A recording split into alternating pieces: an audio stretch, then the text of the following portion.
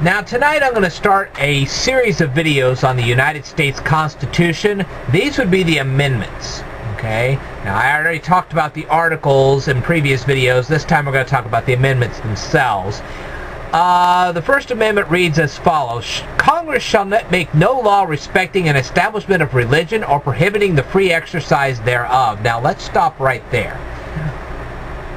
When America was just the 13 colonies, and they were getting their orders from Great Britain. Great Britain had an established religion. And if you didn't practice that religion, you could go to jail. And in extreme cases, you could actually be killed for not practicing that religion.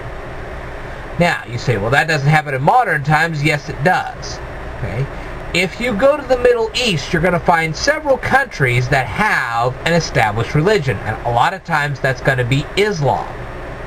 And there, if you don't practice Islam, you can be arrested, you can be put in jail, and in extreme cases, you can be killed. Well, here in the United States, this is beautiful because we can have, on Main Street, we can have one house full of Catholics. They're practicing religion. They're practicing it without causing any disturbance. They're fine. Nobody touches them. You go 2 doors down, you got a bunch of Protestants. They're practicing their faith quietly, peacefully, and nobody bothers them either. You go a few more houses down, and you got people practicing the religion of Islam. Nobody bothers them. Nothing happens. See what I mean?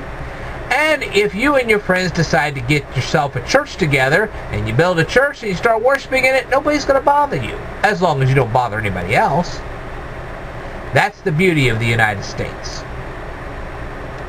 Now you say, well, how does that work in public schools? Well, when you're a teacher in a public school, you are being paid by the federal government. So therefore, you can't teach your kids your theology, no matter what it is.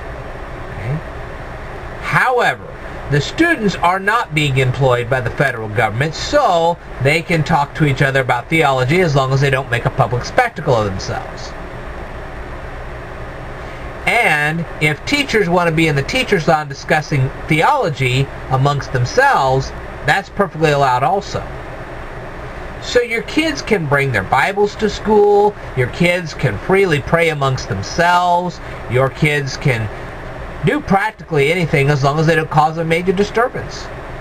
And it's perfectly legal. Same thing with private workplaces. No government agent is going to suddenly fly into your public workplace because your employees got together and they had a little prayer group on the side. See what I mean? That's not going to happen. Now,